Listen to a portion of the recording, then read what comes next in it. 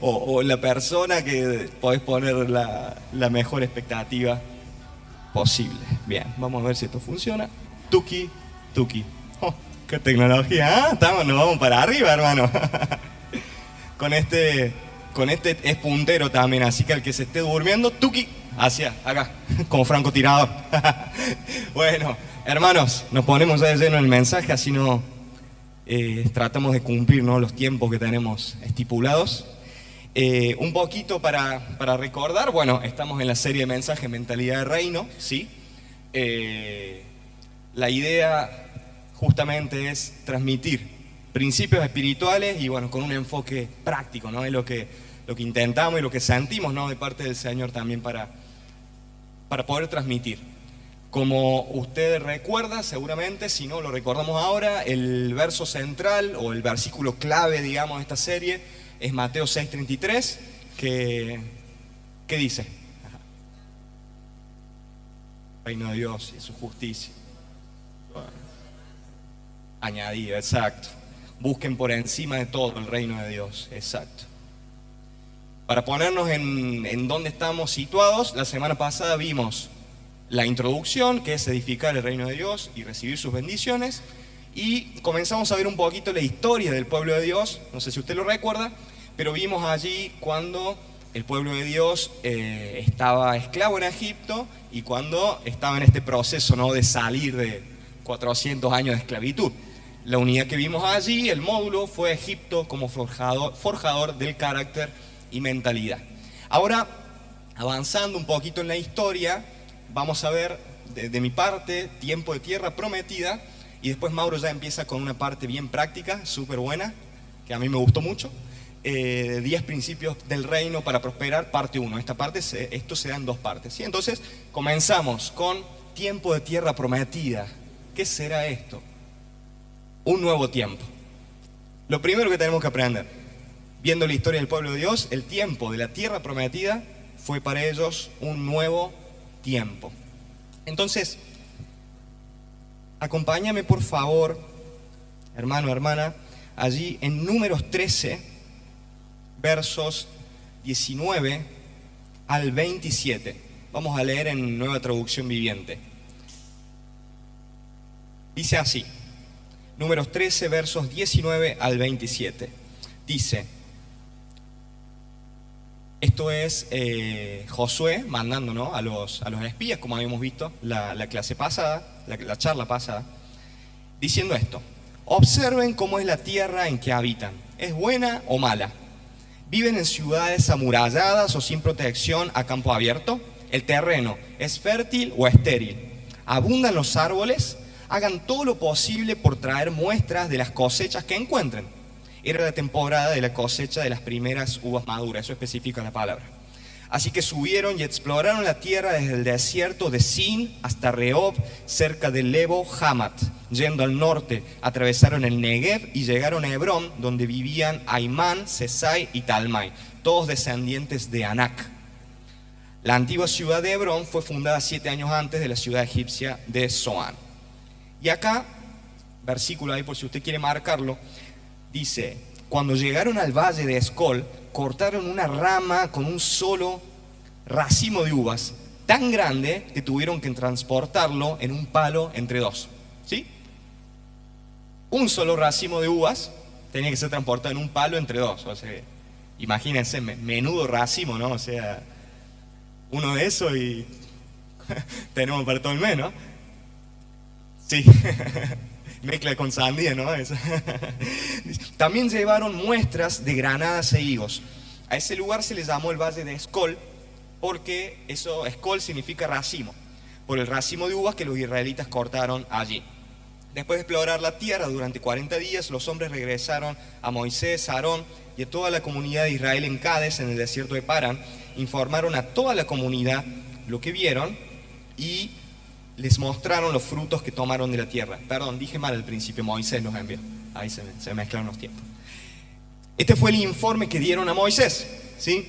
Entramos en la tierra de la cual nos enviaste a explorar, y en verdad, característica de esta tierra, es un país sobreabundante y una tierra donde fluyen la leche y la miel. Y aquí está la clase de frutos que allí se producen. Como que se imagina así, ¿no? Uno, aquí está en la clase de frutos y ¡pah! Tiran el racimo gigante ese. ¿Puede ser que acople un poquito? Siento ahí un poquito de acople. Entonces, lo primero que tenemos que entender o saber, ahí sí volvemos a la presentación, es que un nuevo tiempo había llegado para ellos, ¿sí? Es decir, era un nuevo tiempo y eso se evidenciaba en lo que naturalmente se estaba dando, se estaba gestando. Entonces, lo primero que tenemos que saber es que este fue un nuevo tiempo para ese proceso, para el pueblo de Dios. Y lo segundo a tener en cuenta es que el mayor milagro o el milagro en sí mismo de este tiempo era la tierra y su fruto. Es decir, estaban ellos en presencia o ya pisando, en proceso de conquistar lo que Dios ya les había entregado.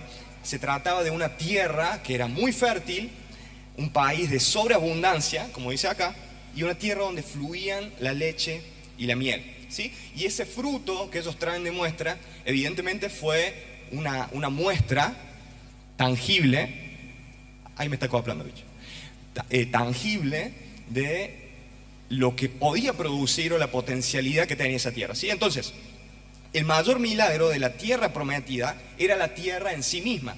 Es decir, esta tierra era fértil y productiva y no solo producía, sino que lo que producía lo hacía en abundancia.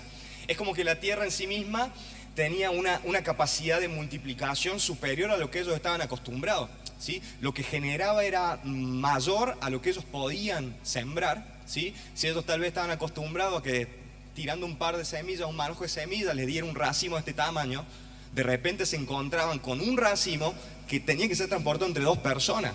Y hablaba de una leche de donde fluía leche y miel, ¿no? Habla de un concepto de la abundancia que en sí misma portaba esa tierra, ¿sí? Entonces, acá hay algo muy interesante que en su momento nuestro pastor Marco nos enseñó cuando nos habló, no sé si usted recuerda hace unos meses que él nos habló que entramos en un tiempo de tierra prometida, ¿sí? Entonces, esto es un poquito tomando ese principio, este tiempo. Lo que podemos rápidamente diferenciar es que ellos estaban acostumbrados a lo largo de todo su tiempo de vagar por el desierto, esos 40 años, a tener ciertos tipos de milagros, ¿sí? Que apuntaban a sus necesidades básicas, a suplir esas necesidades básicas. Es decir, estaba el maná, que ¿para qué era el maná?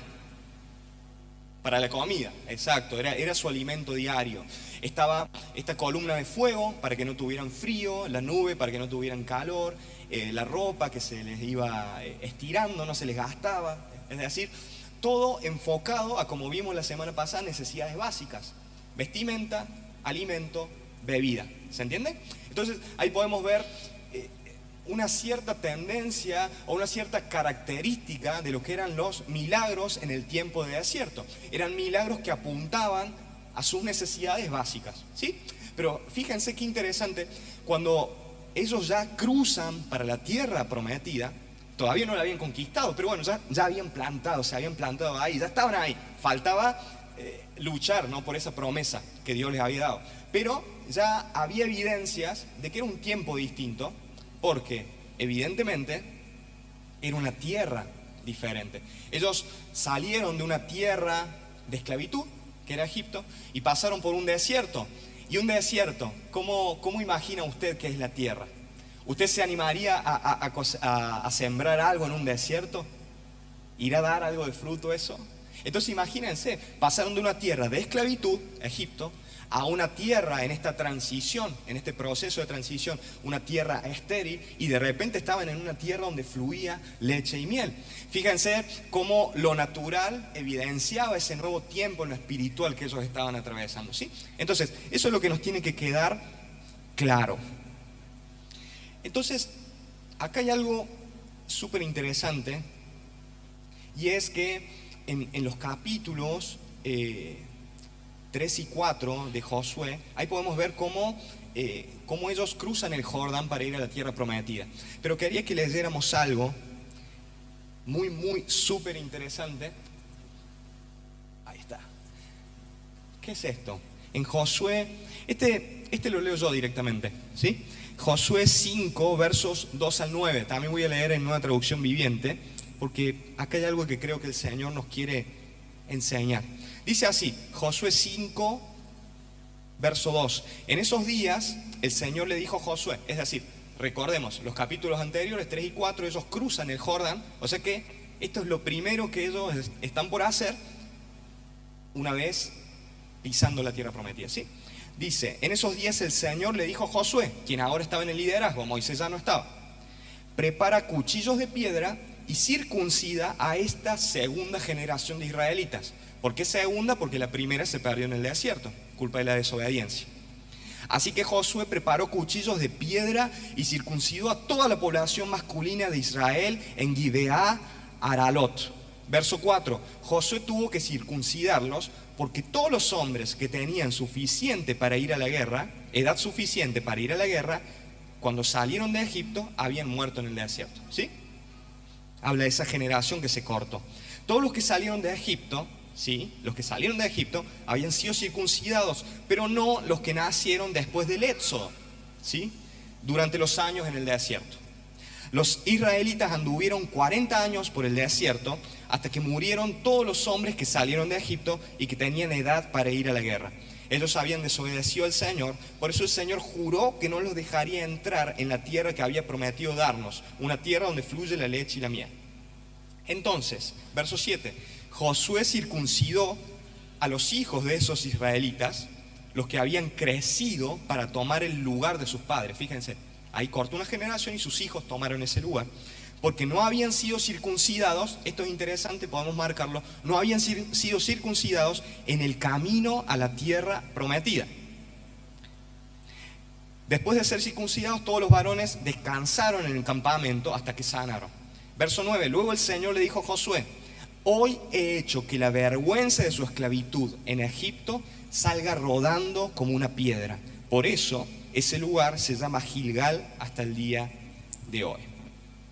Entonces, acá hay varias cosas muy bonitas para aplicar, para entender. Lo que yo veo acá que hace el Señor, una vez que ellos pasan, ¿no?, de este tiempo, primero de esclavitud, luego un tiempo de desierto, como decía, este tiempo de transición, de proceso, es que lo primero que Dios hace, y le pide al líder, a Josué, es que haga con esta nueva generación una reafirmación del pacto que Dios tenía para con ellos. Porque la circuncisión, esto que se hacía, ¿no?, tan íntimo, ¿no?, en el hombre, esa marca en el hombre era la marca del pacto que Dios tenía con el pueblo y una marca que diferenciaba al pueblo de Dios de los demás, ¿sí? Es por eso que se hacía esto. Entonces, una vez que entraron a la tierra, esta nueva generación fue marcada. Y esa marca significaba algo, ¿sí? Entonces, lo que vemos acá es que el Señor tuvo que cortar a una generación y los hijos de esa generación tomaron el lugar de sus padres. Sus padres sí habían sido circuncidados, ¿sí? Sus hijos no, por eso es que lo hicieron. Y acá hay algo muy curioso y muy bonito. Es que Dios espera a que ellos den ese paso en la tierra prometida, crucen el Jordán para reafirmar ese pacto. Acá hay algo muy interesante también que dice que ellos no habían sido circuncidados en el camino a la tierra prometida. ¿Cuándo fueron circuncidados? Cuando pusieron el pie en la tierra prometida. Es decir, esta reafirmación del pacto también era una muestra natural, ¿no?, una marca natural de que Dios seguía con ellos, pero a su vez es una reafirmación del nuevo tiempo que ellos estaban transitando. ¿Por qué no fue hecho esto cuando estaban de camino a la tierra prometida? Porque evidentemente Dios quería marcar como ese primer hito, ¿no? Lo que se hace primero cuando uno llega a un lugar, por ejemplo, a una iglesia, lo que se hizo aquí, ¿sí? ¿Qué fue lo primero que se hizo acá? Se abrieron las puertas y se levantó un clamor, oración, porque eso es algo muy práctico. Si empezamos bien, seguramente vamos a ir bien, ¿no? Generalmente las cosas que empiezan mal es más difícil ahí encaminarlas. Entonces, lo primero que Dios hace es mandar a Josué a que circuncidara a esta generación. algunas enseñanzas. Es la siguiente, o las siguientes. Es que Dios no solo cortó a una generación, la generación de los padres de estos muchachos que eran circuncidados ahora, sino que también cortó una mentalidad. ¿Por qué hablo de esto? Primero, perdón, cierto que lo tengo pasado, yo estoy desacostumbrado. Bien, Dios no solo cortó una generación, sino que cortó una mentalidad. ¿Por qué? Fíjate el verso 9 lo que dice. Una vez que se ejecuta la circuncisión, el Señor le dice a Josué: hoy he hecho que la vergüenza de su esclavitud en Egipto salga rodando como una piedra. ¡Qué tremendo! Entonces era una marca que representaba el nuevo tiempo que estaban transitando, una reafirmación del pacto que Dios tenía para con el pueblo, y una marca que decía: ¿te acordás de la vergüenza de Egipto? Tu tiempo de esclavitud acá se corta. ¿Sí? Entonces, fíjate qué poderoso. Hoy he hecho que la vergüenza de tu esclavitud, de su esclavitud en Egipto, salga rodando como una piedra. Y es que hay algo que hoy pensaba así en la palabra y se me venía hoy. Y yo digo, qué tremendo, ¿no? Porque Egipto, como vimos la semana pasada, representa el mundo, representa el sistema del mundo, representa nuestro pasado en la esclavitud del pecado, ¿sí? Y muchas veces nuestro pasado nos da vergüenza muchas veces, o decimos, mirá lo que yo era, ¿sí? Pero hoy lo que el Señor dice es: hoy he hecho que la vergüenza de tu esclavitud en Egipto salga rodando como una piedra.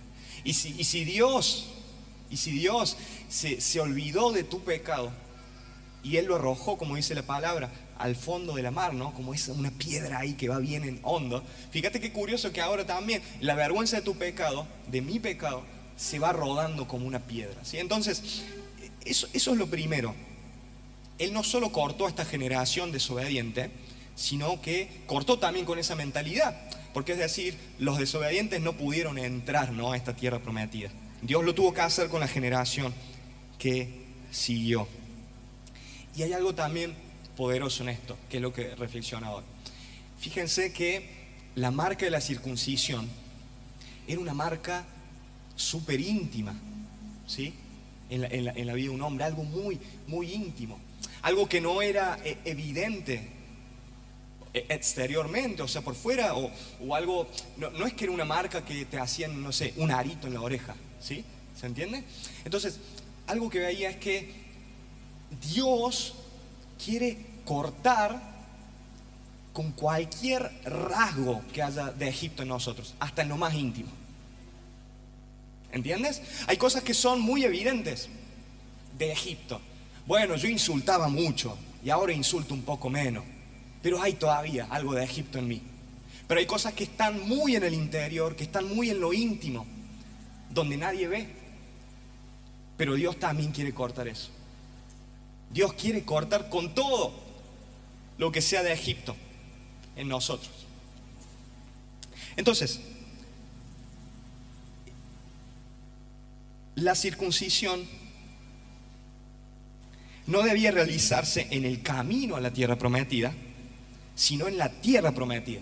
Porque no es casualidad que una vez que cruzan el Jordán, ya Dios marca a su pueblo, y esa marca significaba que la vergüenza de ese pasado, la vergüenza de lo que ellos habían atravesado y la generación pasada atravesó, ya había sido olvidada, ¿sí? Entonces,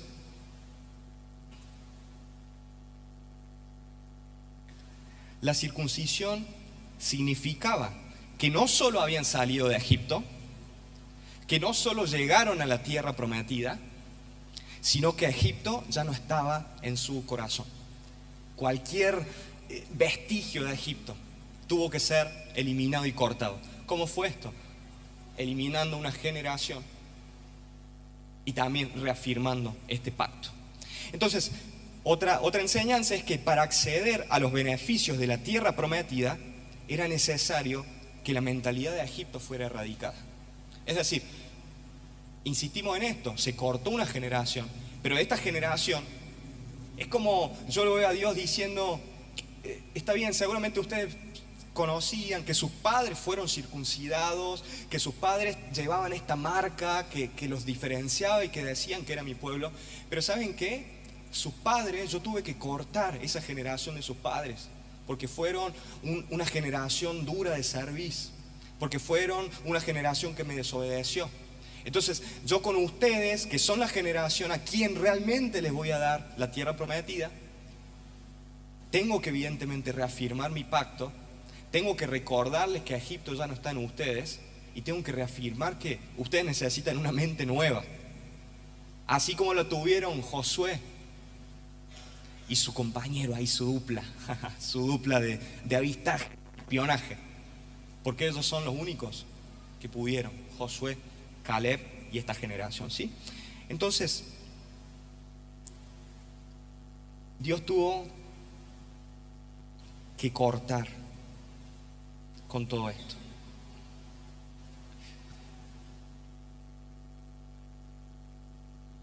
Y un día el desierto terminó. Cuando usted lee un poquito esto de Josué, que esto directamente lo podemos ver de aquí, pero el verso 10 dice: mientras los israelitas acampaban en Gilgal sobre la llanura de Jericó, celebraron la Pascua al atardecer del día 14 del primer mes. Justo al día siguiente empezaron a comer pan sin levadura y grano tostado cosechado de la tierra. Verso 12: el maná dejó de caer el día que empezaron a comer de las cosechas de la tierra y nunca más se vio. Así que desde ese momento los israelitas comieron de las cosechas de Canaán.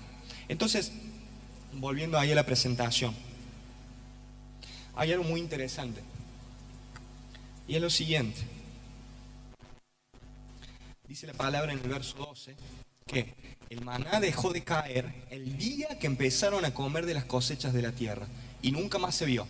Así que desde ese momento los comieron de las cosechas de Canaán.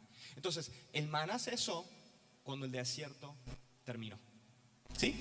Es decir, ellos físicamente abandonan el desierto, se gesta un nuevo tiempo. Cuando ellos pisan esta tierra, Dios reafirma el pacto, una señal física pero también espiritual del nuevo tiempo que estaban haciendo y de esa reafirmación del pacto. Y automáticamente el tiempo del desierto, donde el maná caía, ¿se acuerdan que era uno de los milagros del desierto? Cesa o termina después que Dios reafirma este pacto. Dios tuvo que cortar una generación, pasar 40 años, tuvo que reafirmar el pacto, tuvo que cambiar una mentalidad. Y el día que ellos empezaron a experimentar o a ejercer naturalmente este cambio de mentalidad, porque ya empezaron a comer de algo que ellos mismos cosecharon, es decir, algo que ellos mismos evidentemente tuvieron que extraer de la tierra, ahí el maná dejó de caer. Entonces el maná cesa, y también, los milagros del desierto cesaron, que es una muestra natural de que el tiempo del desierto evidentemente había cesado y que todo lo anterior que venía explicando evidenciaba que ya estaban en un tiempo diferente de tierra prometida, ¿sí? Entonces, cuando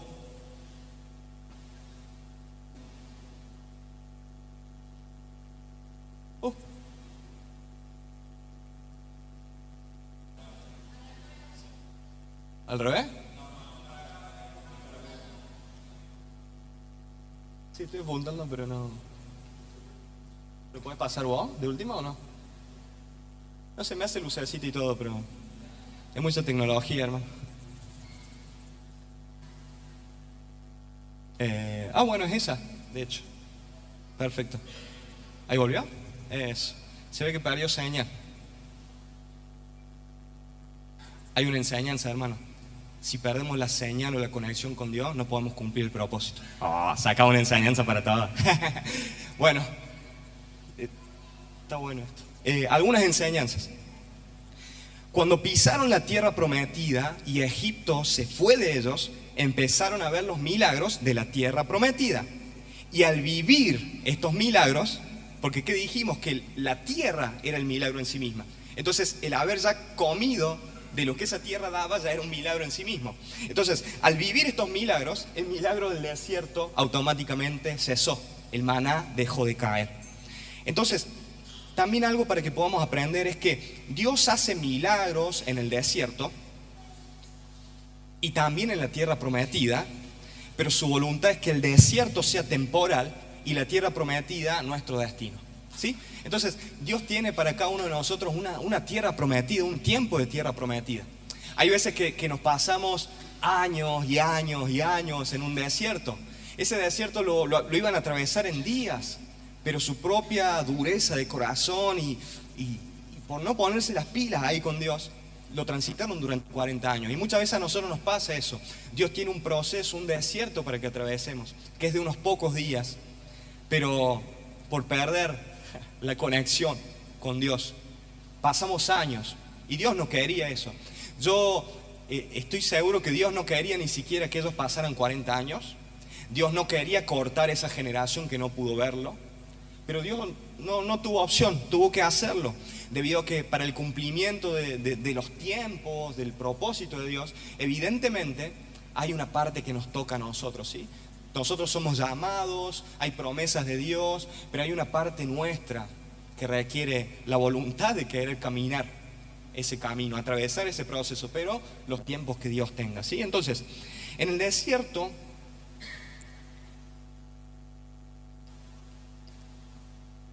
la voluntad de Dios era que ese desierto sea temporal, pero que la tierra prometida sea su destino. Entonces aquí podemos ver dos mentalidades muy enfrentadas y muy distintas entre sí. La primera es la del desierto y la segunda de tierra prometida. La del desierto habla de milagros enfocados en necesidades básicas, como hablamos recién: alimentación, vestimenta, bebida, etc. Pero en la tierra prometida ya era necesario trabajar para que ésta produjera fruto. Se requería un esfuerzo, un trabajo. Si bien la tierra tenía un efecto poderoso en cuanto a la multiplicación y a lo que podía producir, evidentemente había que trabajar primero para que diera ese fruto. Lo segundo es que en el desierto, y esto tiene que ver mucho con lo que se ve a lo largo del tiempo, los idas y vueltas que ellos tenían, es que Dios les daba todo como a niños demandantes. Se ve muchas veces, ¿no? Veíamos, ¿no?, que era un pueblo que fluctuaba en su conducta, era un pueblo quejoso, era un pueblo que prefería ser esclavo. Entonces, muchas señales de inmadurez. Y ellos se quejaban, ¿no? Se quejaban y decían: Dios, ahora tenemos frío. Bueno, la columna fue: Dios, pero ahora no tenemos que comer el maná. Dios, pero todo el tiempo queja, demanda como muchas veces los niños, ¿no? Pero en la tierra prometida, Dios les confía una tierra que era bendecida, pero que tenían que primero luchar por ella y trabajar para que ésta produzca. Entonces, para ver esos milagros de tierra prometida, que son mayores, fíjate que acá ya ellos estaban acostumbrados durante muchísimos años a comer solamente maná. Acá ya estaban comiendo algo distinto. Entonces ya estamos hablando de otro tipo de milagros. Pero estos milagros de tierra prometida son más y mayores, por lo que Dios nos demanda más. Dios requiere de nosotros una actitud diferente, no tan centrada en pedir, sino más bien enfocada en lo que vos y yo podemos hacer, en lo que está a nuestro alcance. ¿Qué es lo que podés hacer vos o yo en esta tierra prometida que Dios nos dio? ¿Qué me toca hacer a mí? ¿Será que me toca, agarrar una pala, cavar un pozo? En lo práctico, Dios me ha prometido un trabajo, por ejemplo. ¿Qué es lo que me toca hacer hoy a mí? ¿Será que tengo que levantarme temprano e irme bien preparado a buscar ese trabajo? ¿Será que tengo que prepararme en lo que yo quiero ejercer? Es decir, si quiero hacer un trabajo de administrativo, por ejemplo, seguramente voy a tener que hacerme un cursito de Word, de Excel, ¿sí? Entonces, cosas prácticas que es poner a trabajar esa tierra. Y el milagro después llega, pero no es solamente Dios. Mentalidad de desierto es decir: Dios, dame un trabajo. Mentalidad de tierra prometida es: Dios, por favor, dame un trabajo, pero yo me levanto mañana a las 7 y me voy lo mejor vestido y perfumado que puedo y voy a buscar, voy a tocar puertas, voy a dedicar 1 hora, 2 horas a dar vueltas y tirar currículum, y 2 horas cuando llegue a casa a buscar en internet. Y mientras tanto me hago este curso online que me da un diploma, la MUNI, lo que vos quieras. ¿Se entiende? Eso es lo que yo puedo ir haciendo mientras espero. Entonces, en el desierto espero por mi milagro. Espero, expectantes. Ellos sabían que todos los días, los primeros 6 días, el maná iba a llegar. Y que el séptimo no iba a llegar porque el día sexto iba a haber la doble porción. ¿Sí? Ellos sabían que iba a llegar. Y Dios es fiel y por amor a su pueblo, a pesar de su desobediencia, lo hacía. Pero en la tierra prometida, en el desierto, esperaba por mi milagro, mientras que en la tierra prometida trabajo, me esfuerzo, siembro y veo el milagro. ¿Sí? Hay muchas cosas previas que nos toca hacer, que dependen de nosotros. En el desierto solo dejo que Dios trabaje. Ellos no tenían que hacer mucho, ellos solamente esperar. Dios trabajaba, hacía la mayoría. Pero en la tierra prometida me pongo a disposición de Dios y trabajo con Él y para Él. Él hace lo imposible, pero mientras tanto yo lo posible. ¿Sí? Es decir, en este camino o en este proceso de ya atravesando, ya estando en la tierra prometida, evidentemente hay cosas que tenemos que hacer. Entonces, hay ciertos elementos que podemos mencionar que son elementos de la mentalidad de tierra prometida. Nombrando algunos, seguro hay muchos más. Disciplina y esfuerzo. Necesitamos aprender a disciplinarnos. Como aprendimos en la escuela bíblica, necesitamos que nuestra fe sea probada y la constancia tenga posibilidad de desarrollarse, para que así vayamos a un nuevo nivel de madurez. ¿Sí? Entonces es necesario desarrollar la disciplina y el esfuerzo. Necesitamos una fe superior. ¿Por qué? Porque, como dije anterior, es necesario creer ya en otro tipo de milagros. Milagros que tienen otra envergadura, milagros que tienen otro nivel, que van más allá de un suplimiento de necesidades básicas. Que Dios lo hace, lo sigue haciendo. Dios sigue haciendo eso. Pero podemos creer algo más. Preparación, un poquito lo que hablaba recién. ¿En cómo podemos prepararnos?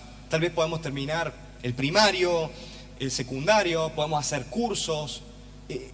Tenemos posibilidades de prepararnos. Compromiso y responsabilidad. Qué difícil, ¿no? Estas palabras ahora. Compromiso y responsabilidad. Humildad. ¿Por qué? Porque tenemos que dejarnos enseñar también. Si estamos en un tiempo nuevo, somos una generación nueva que está transitando este proceso de tierra prometida, este nuevo tiempo, evidentemente hay cosas que no sabemos, que tenemos que aprender. Y si Dios prepara un nuevo tiempo y hace milagros de otras dimensiones, evidentemente nosotros tenemos que aprender a movernos en esas nuevas dimensiones. ¿Sí? Generosidad. ¿Por qué? Porque siembra y cosecha. Primero tiene que haber una siembra. Sembrar en buena tierra. Dígame si no era una buena tierra la tierra prometida. Administración. Esto también. Esto yo creo que da para un tema en sí mismo, ¿no? Administración, ¿por qué? Porque es necesario discernir qué es pan y qué es semilla. Es decir, Dios nos da ambas cosas, ¿no? Y sembramos y obtenemos cosecha. Y de ahí tenemos que saber qué es lo que vamos a sembrar, qué Dios nos manda a sembrar, dónde sembra. Eso también es poderoso, porque tenemos que ser sabios y Dios guiarnos, dejarnos enseñar, ser humildes para que Dios nos enseñe en qué tierra sembrar. Porque no sé usted, pero yo quiero sembrar en buena tierra, en tierra que dé fruto, ¿sí? Discernir qué es pan y qué es semilla. Y evidentemente, valentía, que un punto que va a tratar Mauro va a hablar de eso también. No te quiero quemar el mensaje, pero sé que lo vas a hablar. Conclusiones ya para ir cerrando, es que la mentalidad de tierra prometida es una mentalidad productiva. Es decir, Dios quiere que seamos personas productivas en el ámbito donde te muevas, dentro de la iglesia, en tu servicio, en tu trabajo, en tu emprendimiento. Dios quiere que seas una persona productiva. Y eso llama la atención de la gente, ¿no? Porque cuando la gente ve que hay alguien activo, que se esfuerza, es algo no tan común, hermanos, ahora, la cultura del trabajo y del esfuerzo. Entonces, te aseguro que llama la atención y eso da gloria a Dios.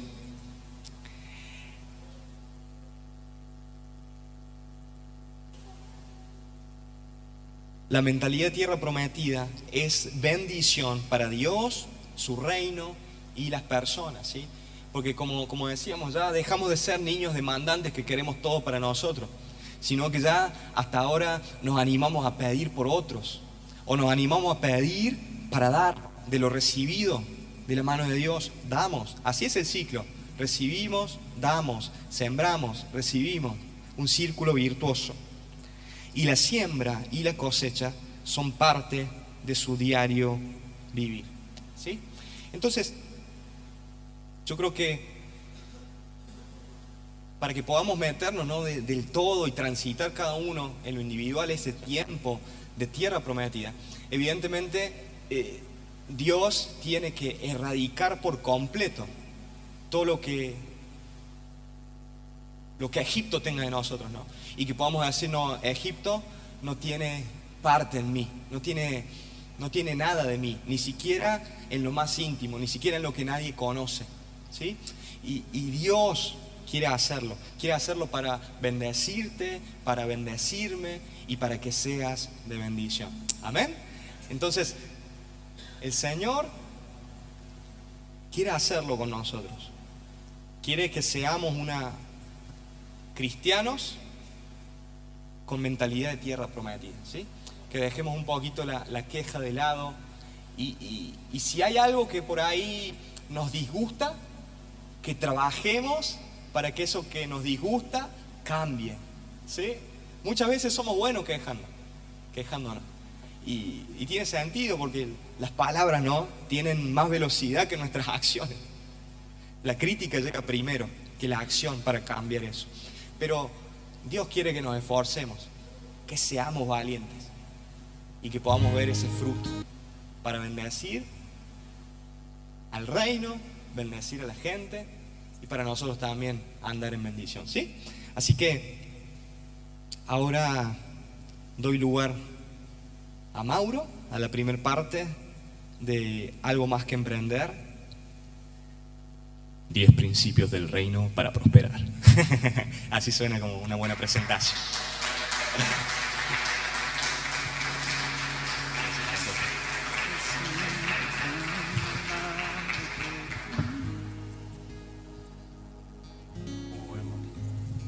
No me controle que la nada saca.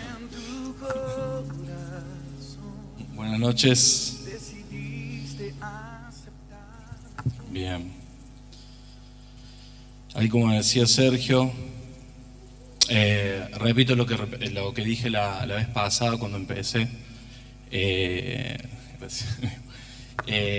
Con Sergio tuvimos muchas coincidencias, va a parecer que estuvimos trabajando juntos, pero no, cada uno se fue a su casa, armó cada uno por su cuenta y yo estoy escuchándolo acá, digamos, y él a mí, ¿no? Y es increíble las coincidencias que hay y todo, ¿no?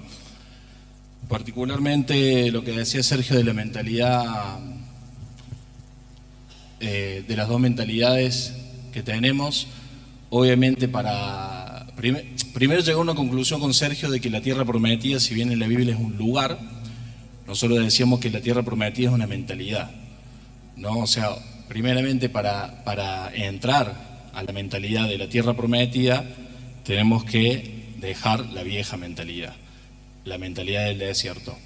Ahí va con el punto número 1, con el principio número 1. Yo elegí 10 principios en los cuales yo los considero prácticos, aplicables, y lo que yo apliqué a lo largo de mi camino, ¿no?, de los años de convertido que estoy en el Señor, me han ayudado, ¿no?, a prosperar.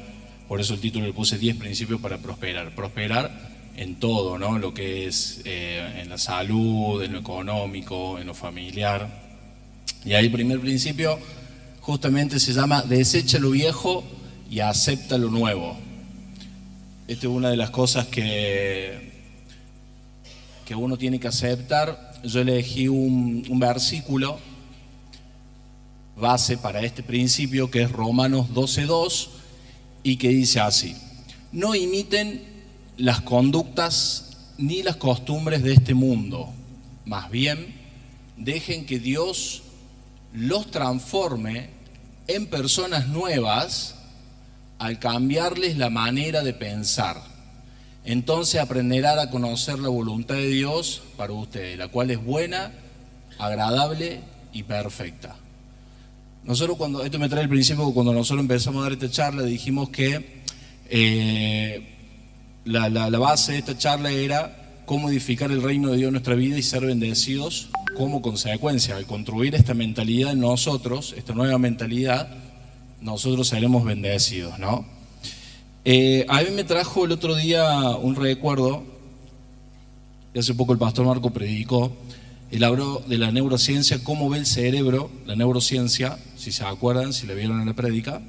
Y uno de los puntos que más me llamó la atención y más me hizo ruido fue la parte que decía que el cerebro no hace caso a la realidad, sino a los pensamientos, ¿no? O sea, básicamente muchas veces escucharán que nosotros decimos: no, mira, yo no dependo de lo que pasa, de este gobierno, no dependo de tal y de tal, sino que mi provisión viene de Dios, yo confío en Dios y no de la realidad. Ese es el pensamiento que nosotros tenemos que tener, es el correcto, ¿no? O sea, y si nosotros llenamos de pensamientos positivos, digamos, usando la palabra, vamos a tener el mismo pensamiento de Dios. Vamos a tener dentro nuestro el vivir diario, digamos, el día a día con los pensamientos de Jesús, ¿no? Del Espíritu Santo. Ese es el pensamiento correcto que nosotros debemos adquirir para poder entrar a esa mentalidad de la tierra prometida y cambiar esa manera de pensar, ¿no? Hacerle caso a los pensamientos. Y esos pensamientos, ¿cómo van a empezar a cambiar? Una vez que nosotros nos llenemos de la palabra de Dios, una vez que nosotros nos llenemos de su presencia, una vez que empecemos a caminar en este camino y dar ese 1% que yo hablaba la vez pasada, que pase lo que pase, levantarse el otro día y leer ese versículo, leer esa página, seguir, ¿no? Escuchar esa canción, seguir yendo a las reuniones, seguir dando ese 1% es lo que nos va a dar esa mentalidad, ¿no? Ese cambio en nosotros va a venir a través de eso, aplicando, ¿no? Porque obviamente no es lo mismo leer y ser así un robot que repite, sino aplicar todo lo que aprendemos al estar en su presencia, ¿no? Ahí yo le voy a mostrar algunos ejemplos prácticos que es la mentalidad anterior, la mentalidad de desierto y la mentalidad nueva, que es la de la tierra prometida. Por ejemplo, avaricia versus generosidad. Ese título lo di porque dice: el mundo nos enseña a guardar dinero y acumular riquezas, mientras que Dios nos enseña a ser generosos y dar con alegría. Ahí tenemos un viejo pensamiento, un pensamiento del desierto y un nuevo pensamiento. Con ese matamos el otro, rompemos esos paradigmas, porque nosotros venimos con ese el cocodrilito, ¿no? que guardamos, que creemos que es mejor guardar, no dar.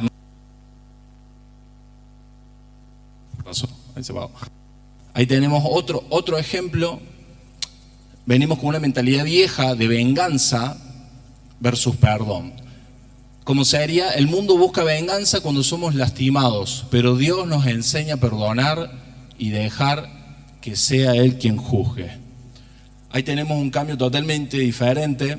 Yo doy otro ejemplo que se me está viniendo en la cabeza, que por ejemplo, la otra vez me pasó, me insultaba un tachero porque me crucé en el auto así, y yo le dije: Dios te bendiga, y el tachero me miró como diciendo: ¿qué le pasa? Pensaba que yo lo iba a insultar o decir algo malo.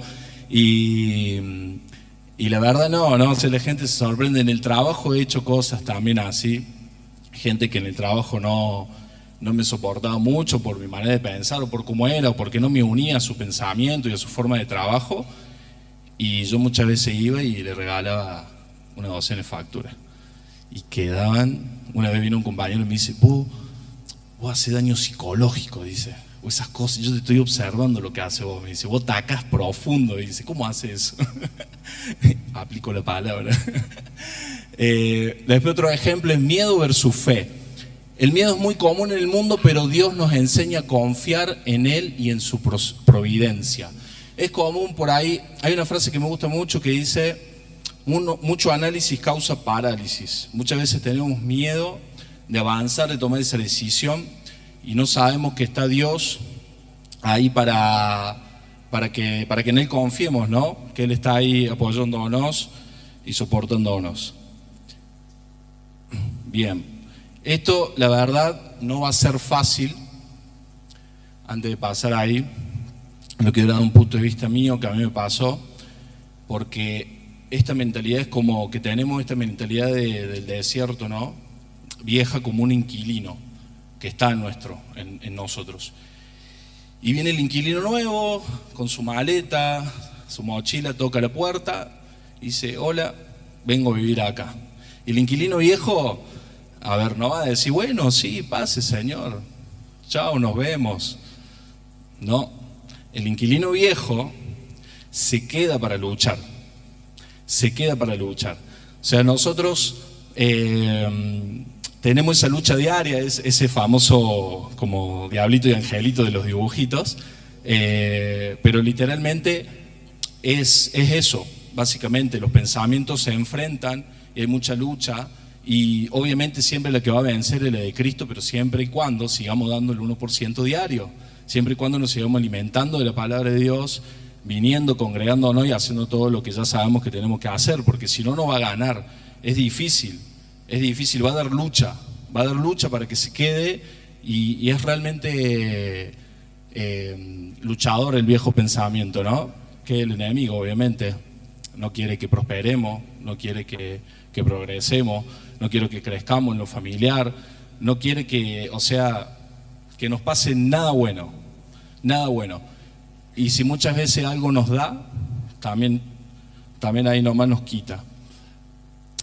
Esto me lleva al punto número 2, que yo elegí como principio número 2, que se llama: pasemos de ser mediocre a todocre. En realidad es mediocre a todocre. Porque esta palabra me llamó la atención porque muchas veces sabemos lo que es mediocre, lo que significa, o por ahí lo que nosotros catalogamos como mediocre. Pero yo lo llevé a un punto, digamos, de medio cree. O sea, somos mediocres porque medio creemos en Dios. Porque si nosotros todo creemos, la cosa es diferente. Ahí le voy a dar un versículo que le elegí para este punto y le voy a dar algunos ejemplos prácticos. Dice, de hecho, en Hebreos 11:6 dice: de hecho, sin fe es imposible agradar a Dios. Todo el que desee acercarse a Dios debe creer que Él existe y que Él recompensa a los que buscan con sinceridad. Sin fe es imposible agradar a Dios. O sea, tenemos que todo creerlo. Ya sabemos que la fe significa la convicción de lo que no se ve y la certeza de lo que se espera. Bien, Sergio, gracias. Y dice: todo el que desea acercarse a Dios debe creer que Él existe. O sea, tenemos que creerlo totalmente, que Él existe. No así a medias, no mediocre, sino que Él existe. Y que Él recompensa a los que buscan con sinceridad. Si lo buscamos con sinceridad al Señor, Él va a recompensar. Ahí le voy a dar algunas diferencias de las dos mentalidades. El que medio cree limita a Dios. El que todo cree en un Dios sin límites. El que medio cree duda o cuestiona cosas que no se pueden demostrar o probar de manera lógica. El que todo cree solo cree a Dios sin cuestionar o analizar, solo cree. ¿Se acuerdan que yo le daba la vez pasada el ejemplo de lo que son los diezmos, la ofrenda? Que muchas veces por ahí uno cuestiona y dice y piensa, pero la palabra nos manda a ofrendar, como decía Walter, a diezmar y ya está. O sea, no vamos a cuestionar al Señor si el Señor no miente, no es hombre para mentir. Él en su palabra dice que es así y así tiene que ser. Y hay muchos principios más que hay que cumplir de esa manera. Si el Señor dice que es así, es porque es así. Dice, el medio cree, critica la información y las creencias, buscando evidencia y lógica. El que todo cree, cree en la palabra de Dios, en la Biblia, no analiza ni critica la información, solamente cree. Dice, el mediocre cambia de opinión o creencias si se presenta información o evidencia. Ustedes verán que este es un caso muy común en el mundo hoy en día, que no sé, escuché por ahí el tema de las constelaciones, de esto, del otro, que te limpian el chakra, que esto, que el otro, que hay un montón de cosas, porque cambio de opinión o creencia si se presenta información. ¿Por qué? Porque presentan información, evidencia, ¿no? De que, che, no, sí, mira, le pasó la lengua a un sapo y se curó. Y ahí van como 10 personas a creer eso. El que todo cree está convencido de sus creencias y es reacio a cambiar de opinión. O sea, el que cree en el Señor en su palabra y listo. Le van a presentar un montón de pruebas, le van a presentar el sapo que le pase la lengua y se hace millonario y no lo va a creer. Porque ya está clarísimo en lo que tiene que hacer, en lo que tiene que creer, ¿no? Bien.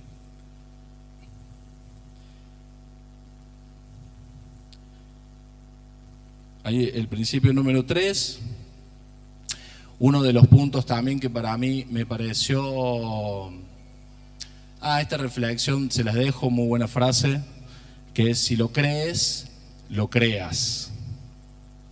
Está muy buena esa frase. El 3 es el dar como acción fundamental. Una de las cosas que me pareció muy importante es el dar, más allá de dar lo económico, como decía la vez pasada, es el dar tiempo, el servir al Señor, el dar ese extra, ¿no?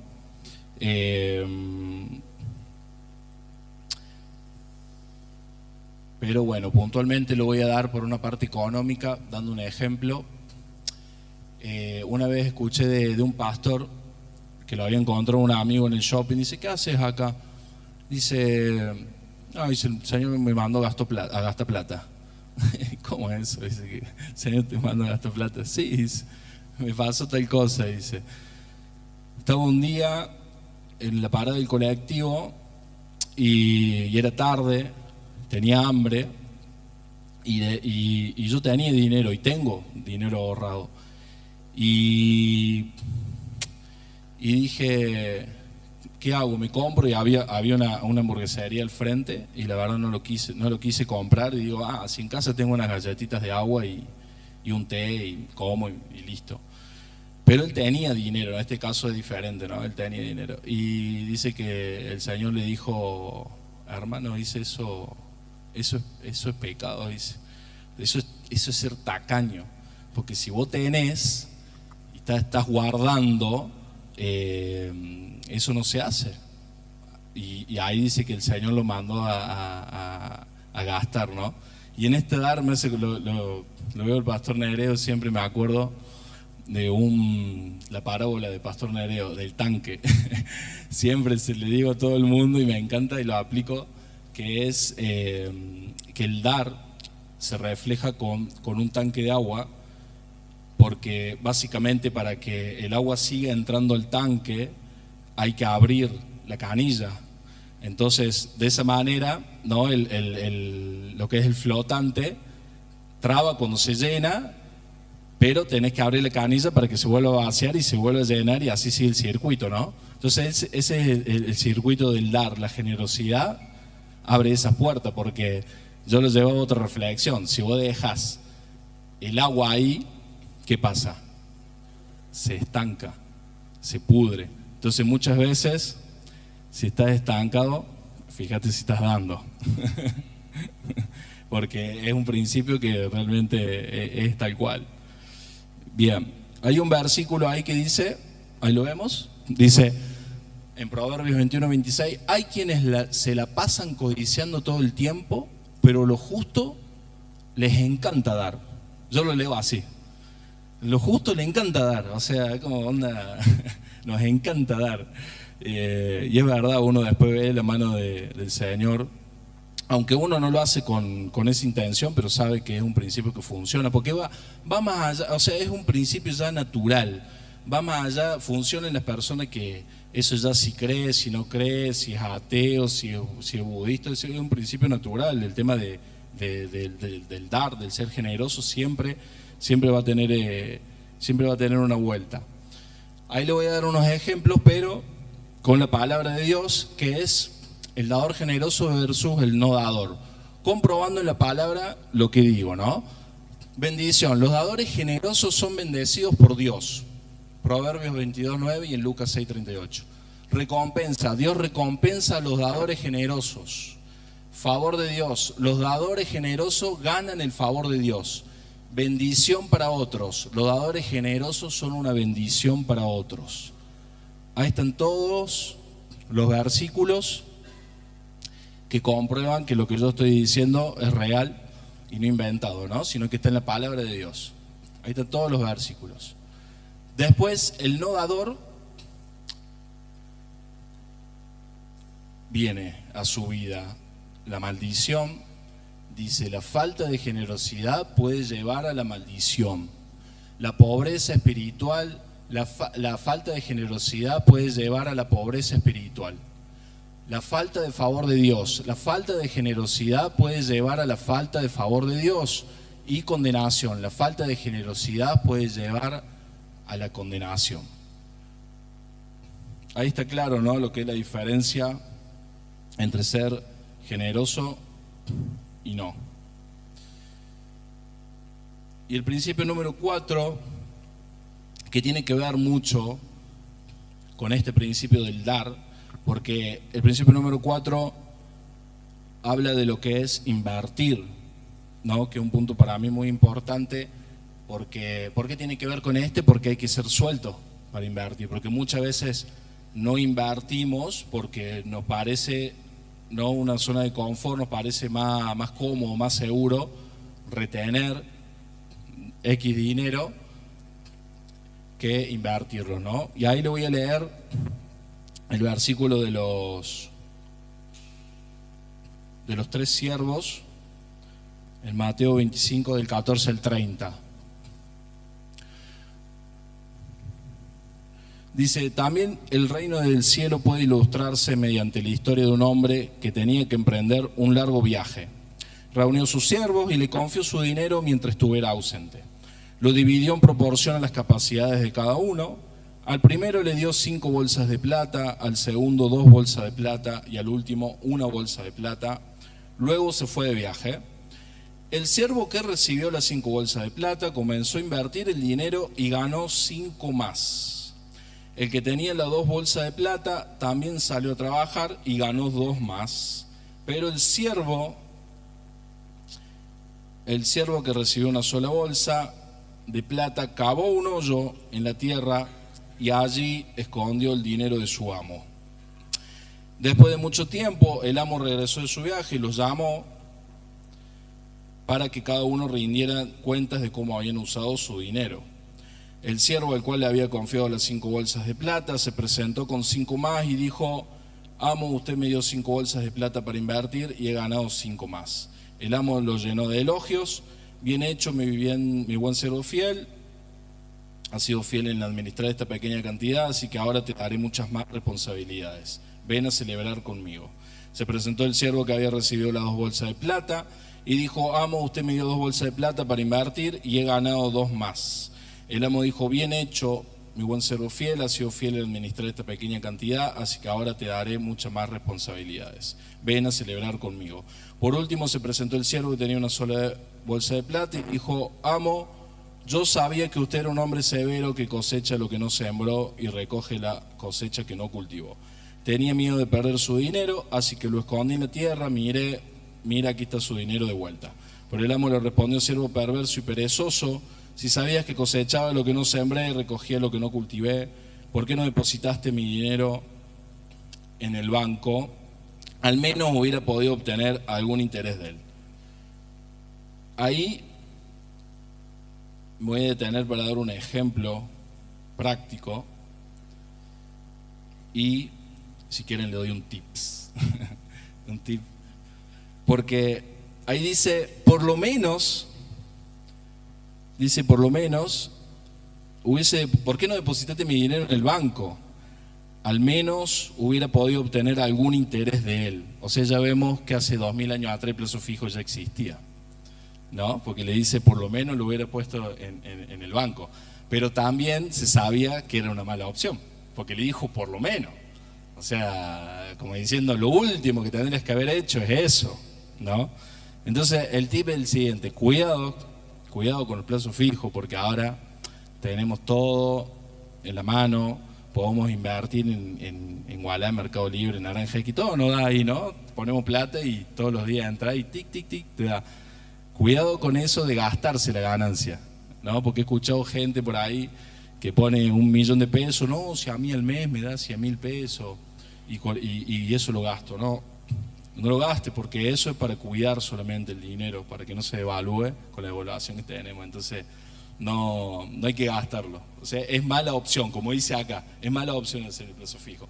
Pero hay una forma inteligente de usarlo el plazo fijo. Ojo, si vos tenés tarjeta de crédito, vos podés hacer algo que tenés el efectivo para comprarlo, lo podés pagar en un solo pago y meter ese dinero y no tocarlo hasta el mes siguiente que la tarjeta te cobre. Cuando te cobre, le pagas y te queda una ganancia.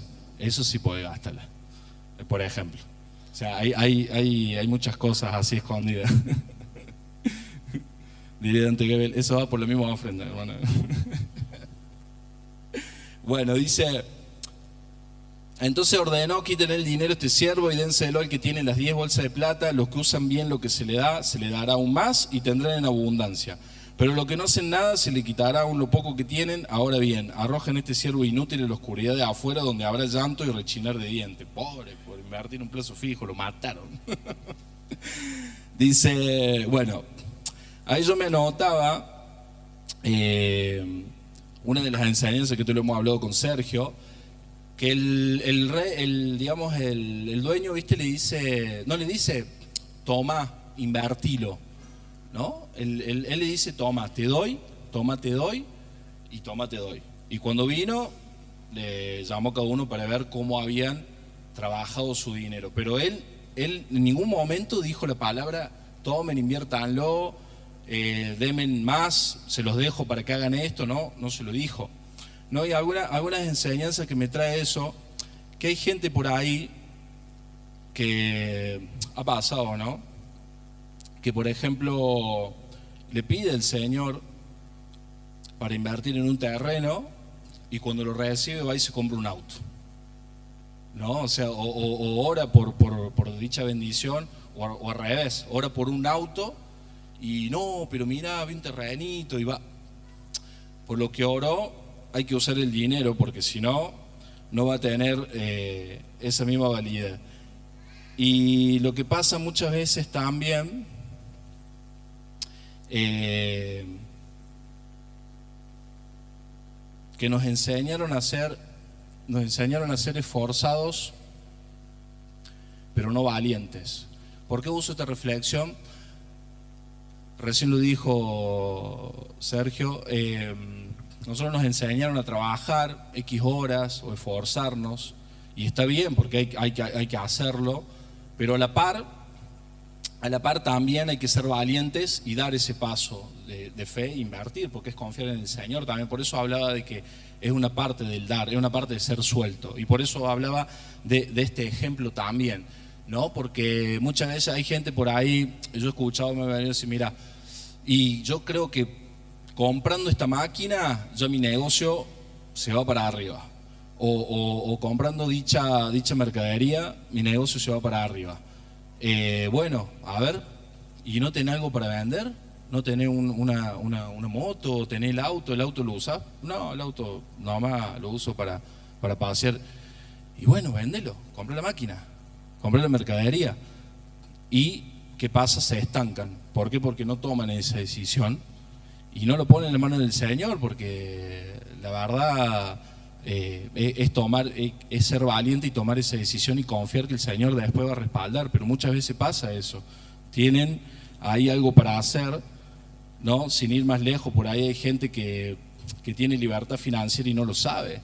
Hay gente que tiene campos que heredó o terreno y no lo vende porque hay una como una unión emocional o cosas así en las cuales, porque esto aplica para todas las edades, ¿no? O sea, hay cosas que se pueden hacer y tomar decisiones para cambiar la situación de cada uno. Así que bueno, vamos al punto número 5. Y este punto es muy importante.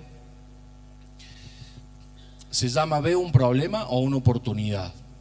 Y lo voy a leer en Romanos 8:28, que dice: y sabemos que Dios hace que todas las cosas cooperen para el bien de quienes lo aman y son llamados según el propósito que Él tiene para ellos.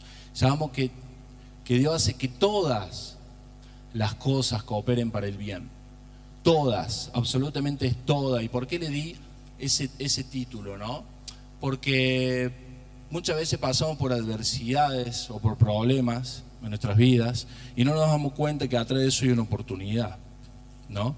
No nos damos cuenta que el Señor está usando eso para enseñarnos. ¿Y por qué? Para mí me pareció muy importante, porque muchas veces uno toma una decisión de que lo hablaba la otra vez con el 1%, de que uno empieza en el camino en Cristo y pasan cosas y a la primera te rendís y abandonás.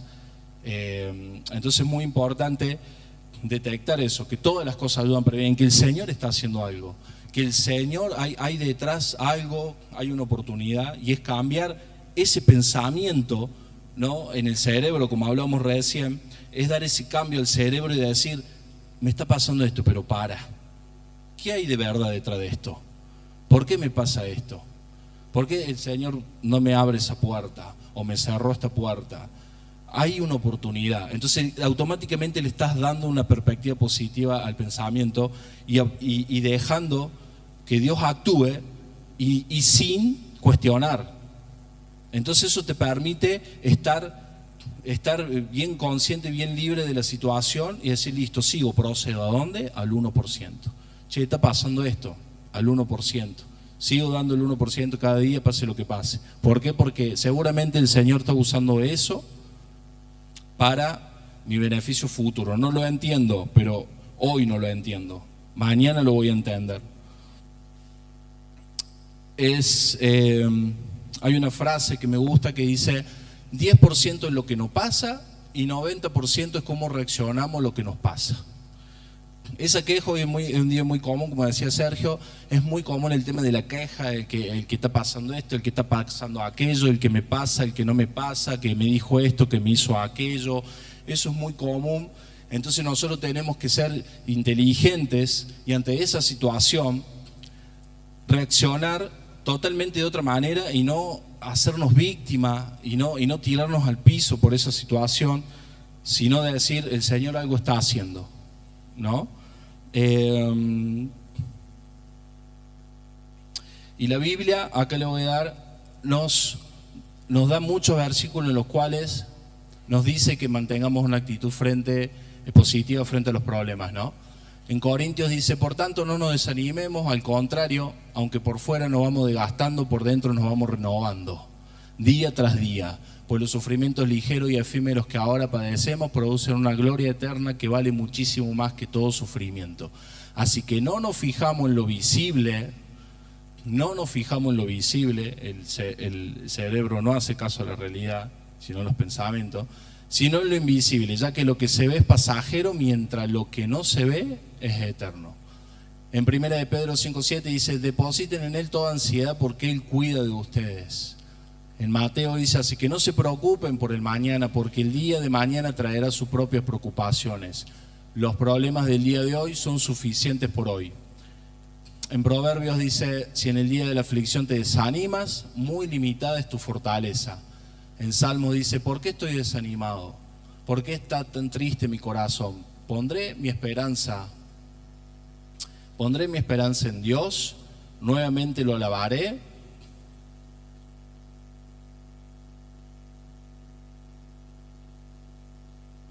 Hay algo positivo atrás de esto. que era la última, la estoy pasando y por eso es corta. Dice: pondré mi esperanza en Dios, nuevamente lo alabaré, mi Salvador y mi Dios. Yo entiendo que hay muchas veces que hay situaciones, con esto termino, que nos llevan al piso, ¿no? Pero como a mí me pasó una situación hace 10 años, 11 años en mi vida, en la cual me llevó al piso, pero que esas situaciones nos lleven al piso, pero para que nos encontremos con el Señor. Que nos lleven al piso para buscar de Él, porque ahí está la salida. Que nos lleven al piso para que podamos dar ese 1%, porque el Señor está al control de todo. Y el Señor convierte cualquier maldición en bendición. Entonces, si nosotros cambiamos la perspectiva y le ponemos una actitud totalmente diferente a todo lo que vemos y está pasando en la realidad, el Señor va a cambiar nuestra realidad, porque ahí empieza todo nuestro pensamiento, y eso va a hacer que cambie nuestra realidad automáticamente. O sea, por eso que hablamos de la mentalidad tan importante, cambiar de dejar esa mentalidad vieja, porque funciona.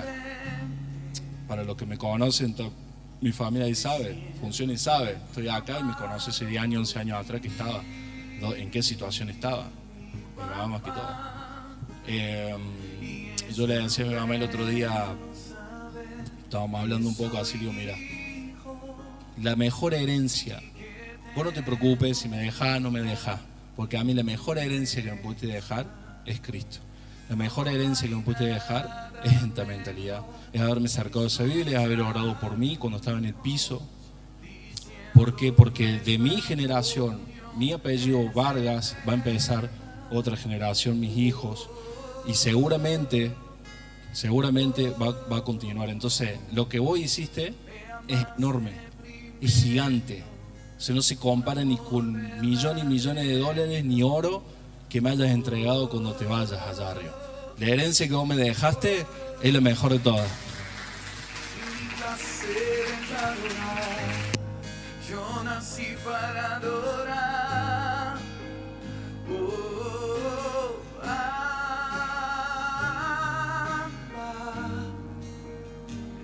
Tu amor nunca falla, siempre me abraza.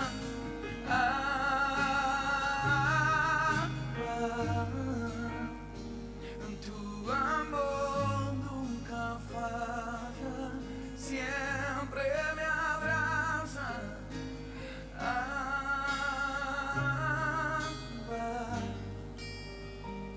Tu amor nunca falla, siempre, siempre me abraza.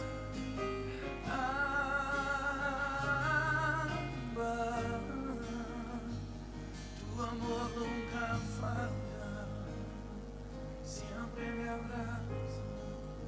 Y es tan bello saber que soy hijo